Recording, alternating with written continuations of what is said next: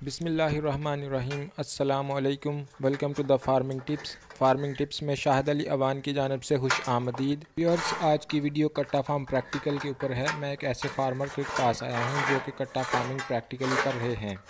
इस वीडियो में हम इस फार्मर से इनके कट्टा फार्म सेटअप के बारे में जानेंगे, जबकि इससे पहले भी मैं कट्टा फार्मिंग पे 2 बेहतरीन वीडियो शेयर कर चुका हूं, जिसमें पहली वीडियो का अनुमान था बेस्ट शेड डिज़ाइन फॉर कट्टा फार्मिंग, जबकि दूसरी वीडियो में कंप्लीट प्रोसीजर बताया गया था कट्टा फार्मिंग के लिए, जिसमें कट्टा खरीदने से लेकर बेचने तक उनकी केयर, उनका खाना, उनकी हर चीज़ के बारे में मालूमात दी गई थी। अगर आप वो भी देखना चाहें तो वो मालूमाती वीडियो की लिंक मैं इसकी डिस्क्रिप्शन इस वीडियो की डिटेल में शेयर कर दूँगा।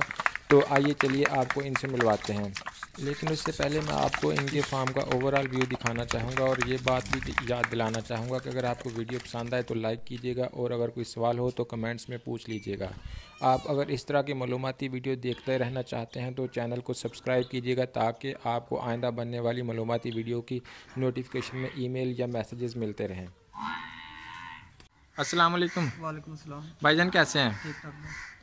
सर ज़रा अपना तारफ़ तो करा दिया जी। भाई नवाब नाम मेरा, ये जगह बाकोवाल। ठीक है जी सर। तो सर किन्ने के कट्टे रखे जे? ये सर 16 कट्टे रखे हैं। 16 कट्टे रखे जी ने। सर। किन्नी उम्र के कट्टे तुसी रखे ने? सर 9 महीने। 9 महीने दी? जी सर। ठीक। 9 महीने दी उम्र के कट्टे तुसी कित्थों खरीदे सन? ये भाई जंग च खरीद लेंगे। जंग चों खरीदे ने? जी सर। ठीक। फी कट्टा तुहानू किन्ने दा पै गया? भाई कोई 16,000 का पिया, कोई 15 का, कोई 17 का, क्योंकि फर्क ही है। ठीक है, यानी छोटे बड़े और उन्होंने वजन के हिसाब नाल। ਤੁਸੀਂ ਇਹਨਾਂ ਨੂੰ ਕਿੰਨਾ ਕੁ ਚਿਰ ਪਾਲਦੇ ਹੋ? ਅਸੀਂ ਭਾਈ ਇਹਨਾਂ ਨੂੰ ਸਿਰਫ 3 ਮਹੀਨੇ ਜਿਹੜਾ ਨਾ ਉਹ ਰੱਖਣਾ ਚਾਹੁੰਦੇ ਆ। ਠੀਕ ਹੋ ਗਿਆ। 3 ਮਹੀਨੇ ਬਾਅਦ ਕੀ ਕਰੋਗੇ ਫਿਰ ਇਹਨਾਂ ਦਾ? ਅਸੀਂ ਭਾਈ ਇਹਨਾਂ ਨੂੰ ਵੇਚਣਾ। ਠੀਕ ਹੈ, ਕਿੱਥੇ ਵੇਚਦੇ ਹੋ? ਭਾਈ ਦਵਾਖਾਨੇ ਤੇ ਔਰ ਮੰਡੀ ਹੈ। ਠੀਕ।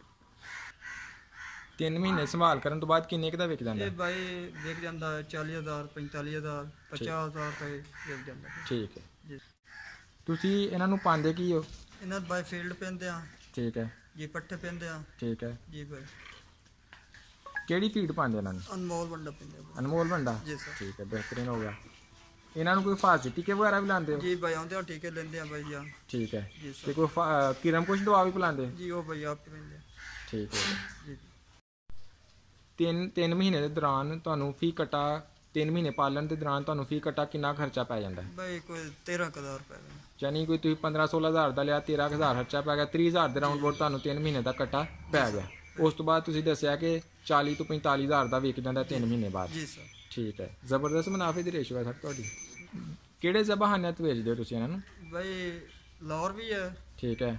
ਤੇ ਕੁਝ ਨਾਲ ਵੀ ਵਕਤ ਇਲਾਕੇ में ਫਿਰ ਕੇ। ਠੀਕ ਹੈ। ਜਿਹੜਾ ਕੋਈ ਚੰਗਾ ਪੀਸ ਹੋਵੇ ਅਸੀਂ ਆਪ ਡੱਕ ਲੈਂਦੇ ਆ, ਕਿਉਂਕਿ ਚੰਗਾ ਮੋਲ ਬਣੇ।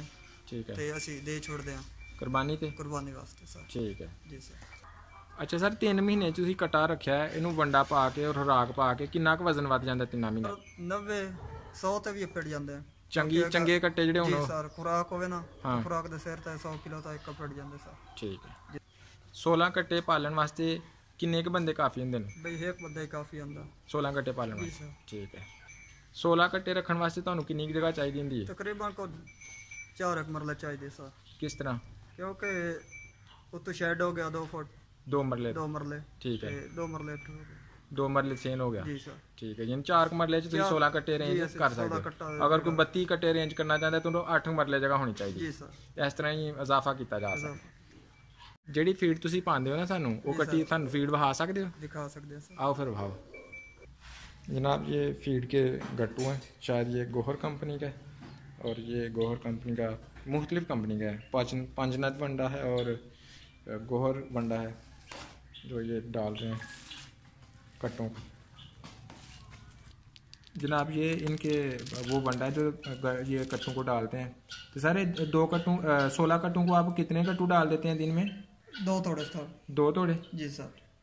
ਇਹਨਾਂ ਦੀ ਫੀਡ ਦੇ ਬਾਰੇ 'ਚ ਕੋਈ ਖਾਸ ਗੱਲ ਹੈ ਵੇ? ਜੀ ਸਰ, ਇਹ ਲਵਾਉਣ ਤੋਂ ਪਹਿਲੇ ਸਾਰੇ ਪਰਚੀ ਵੇਖਣੀ ਚਾਹੀਦੀ ਹੈ। ਠੀਕ ਹੈ ਜੀ ਸਰ, ਇਹ ਕਿਉਂਕਿ ਪੁਰਾਣਾ ਨਾ ਹੋਵੇ। ਠੀਕ ਹੈ। ਜਾਂ ਮਿਆਦ ਖਤਮ ਹੋਵੇ ਤਾਂ ਫਿਰ ਵੀ ਨਹੀਂ, ਕਿਉਂਕਿ ਡੰਗਰ ਜਿਹੜੇ ਨੇ ਉਹ ਬਿਮਾਰ ਹੋ ਸਕਦੇ। ਖਰਾਬ ਯਾਨੀ ਪੁਰਾਣੀ ਫੀਡ ਹੋਏ ਤਾਂ ਉਹਨਾਂ ਡੰਗਰ ਬਿਮਾਰ ਹੋ ਸਕਦੇ ਨੇ, ਯਾਨੀ ਤੁਸੀਂ ਐਕਸਪਾਇਰੀ ਇਹਦੀ ਚੈੱਕ ਕਰ ਲਓ। ਹਾਂਜੀ। ਇਹ ਸਰ ਇਹਦੇ ਉੱਤੇ ਲਿਖਿਆ ਹੁੰਦਾ ਕਿ ਫੀਡ ਕੱਟੇ ਇਤਨਾ ਪੈਣਾ ਚਾਹੀਦਾ, ਯਾਨੀ ਵਜ਼ਨ ਦੇ ਹਿਸਾਬ ਨਾਲ? ਵਜ਼ਨ ਦੇ ਹਿਸਾਬ ਨਾਲ ਸਰ। ਠੀਕ ਹੋ ਗਿਆ। ਇਹਨਾਂ ਤੋਂ ਇਲਾਵਾ ਇਹਨਾਂ ਨੂੰ ਕੀ ਪਾਉਂਦੇ ਹੋ? ਸਰ ਇਹਨਾਂ ਨੂੰ ਪੱਠੇ ਪੈਂਦੇ ਆ। ਤੇ ਵਹਾ ਸਕਦੇ ਹੋ ਕੀ ਪਾਇਆ ਜੀ? ਜੀ ਦਿਖਾ ਸਕਦੇ ਆ। ਆਓ ਫਿਰ। ये इनकी ਇਹ ਸਾਰੇ ਫੀਡ ਪੱਠੇ ਦੇਖ ਪਾ ਲਓ ਸਕਦੇ ਹਾਂ। ਇਹਦੇ ਵਿੱਚ ਸਟਲ ਜੀ ਸਰ तूड़ी तूड़ी और कमाद जी सर ठीक है। इनमें देखें कट्टे सारे हेल्दी नज़र आ रहे हैं, इनकी ये अच्छी खुराक है। ये जी सर पूरे दिन च किन्नी दफ़ा इन्होंने पट्ठे पाते ਅਜੇ ਸਰ 3 ਵਾਰੀ ਇਹਨਾਂ ਨੂੰ ਪੱਠੇ 3 ਵਾਰੀ ਪੱਠੇ ਪਾਉਂਦੇ जी सर। ठीक है, यानी खुरलियाँ नहीं भर देंगे। ਜੀ ਸਰ ਪੂਰੇ ਨਾਲ ਜਾ ठीक हो। अमली तौर पर कट्टे रखने के लिए इसकी संभाल के लिए जो इकदाम ज़रूरी होते हैं, अगर मैंने आपसे कोई नहीं पूछा तो बराए मेहरबानी मुझे वो भी बता दें। इसकी संभाल ये है कि खुराक और पानी और हिफाजत करनी, सफाई रखनी, थल्लों पैर ना खराब हो, और टाइम तो पानी देना चाहिए, टाइम तो खुराक मिलनी चाहिए। जी सर। बदलते मौसम या सर्दी गर्मी के बारे में आप क्या कहेंगे? कि गर्मी है तो फिर बाहर ही रहने दो, कोई ना रौला ही नहीं, बारिश पवे तो सही है। कोई खुराक शुराक नहीं घटानी मंदी, ठीक खुराक भी रखनी है। ਤੇ ਸਰਦੀ ਹੋਵੇ ਤਾਂ ਫਿਰ ਅੰਦਰ। ओके सर, बड़ी मेहरबानी, ਤੁਸੀਂ कट्टा फार्मिंग के बारे ਸਾਨੂੰ काफ़ी ज़्यादा मालूमात दी ने, बहुत शुक्रिया। अस्सलाम वालेकुम। नाज़रीन, उम्मीद है कि आपको कट्टा फार्मिंग प्रैक्टिकल के ऊपर ये वीडियो पसंद आई होगी। अगर आपको वीडियो पसंद आए तो इसको लाइक कीजिएगा और चैनल को सब्सक्राइब कीजिएगा। अगर आपका कोई सवाल क्लियर ना हुआ हो तो नीचे कमेंट कीजिएगा। आज की वीडियो में इतना ही, इंशाल्लाह फिर मिलेंगे नई वीडियो के साथ। तब तक के लिए अल्लाह हाफिज़।